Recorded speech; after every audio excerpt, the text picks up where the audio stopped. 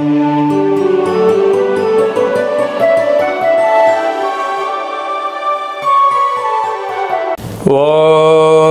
నమః శివాయ. ఓం నమో నారాయణాయ. ఓం శ్రీ స్వర్ణాకర్షణ కాల భైరవాయ నమో నమః.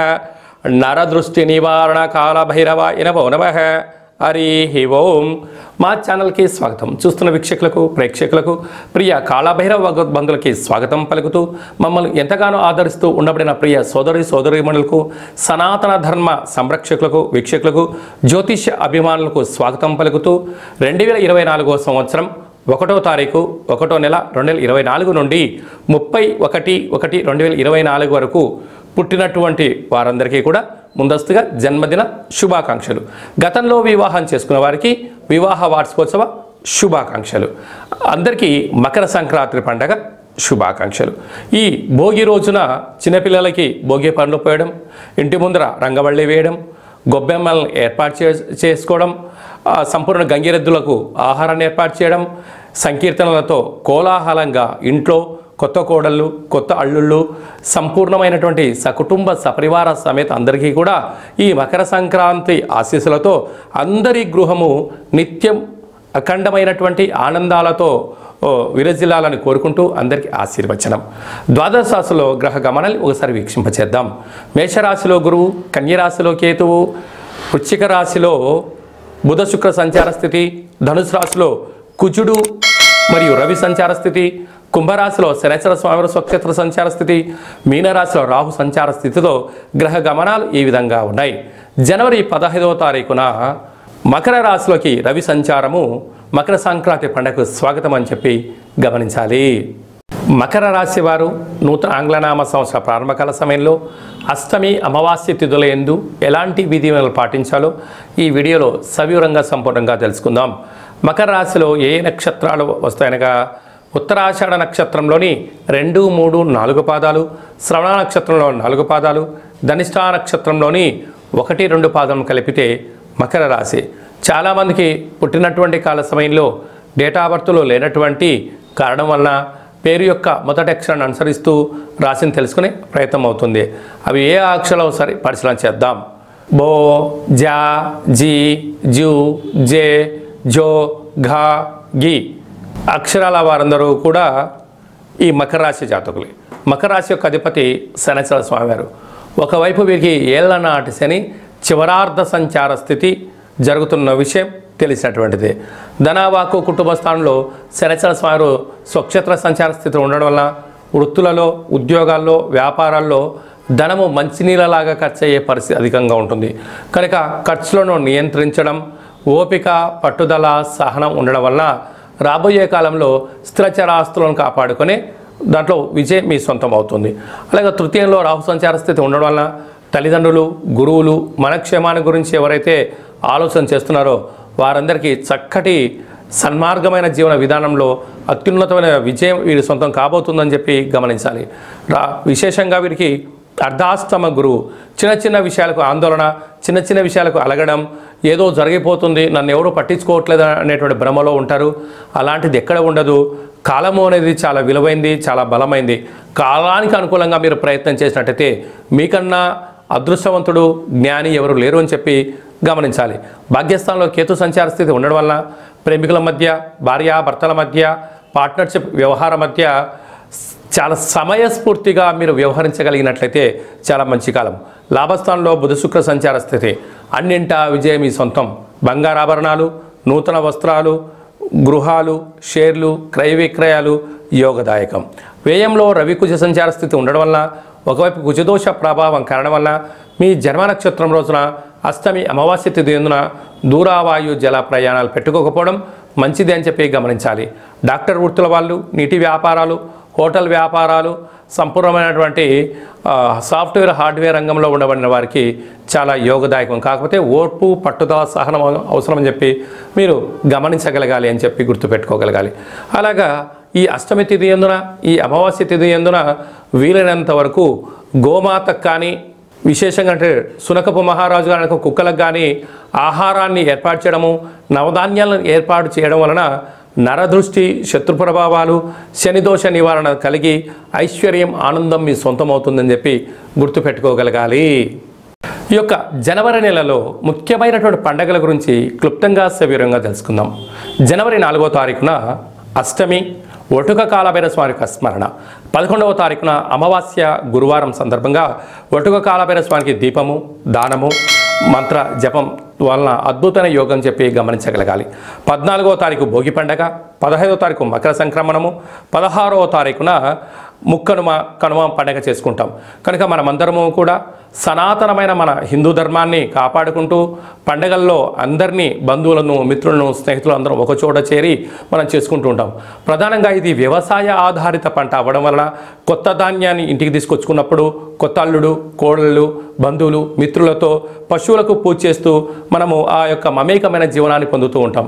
కనుక భారతదేశం యొక్క సాంప్రదాయము పండగల యందు, సాంప్రదాయాల యందు పెట్టినటువంటి పేరు. కనుక మనమందరం కూడా మన సాంప్రదాయాన్ని పాటిద్దాం, భోగి వేసుకుందాం. అందరికీ మన పండగ గురించి వివరిస్తూ తెలియచేస్తూ వసుదైవిక కుటుంబాన్నిగా మనం ఎలా ఉంటామో ఈ పండగ పూటన్న మనం అందరం కలిసి విందులలో, వినోదాల్లో, ఆధ్యాత్మికమైనటువంటి కార్యక్రమంలో పాల్గొని స్వామివారి యొక్క మకర సంక్రమణ యొక్క సంకుడి యొక్క ఆశీస్సులు పొందుదాం. అలాగనే శబరిమలలో మకర జ్యోతి దర్శనం చేసుకుందాం. ఆ హరిహర సుతుడైన అయ్యప్ప స్వామి యొక్క ఆశీస్సులు మనం అందరం పొందుదాం. 18వ తారీఖున అష్టమి సందర్భంగా స్వామివారి యొక్క ఆశీస్సులు పొంది సకలమైన దుష్టగ్రహాలని తొలగించుకునే ప్రయత్నం చేద్దాం.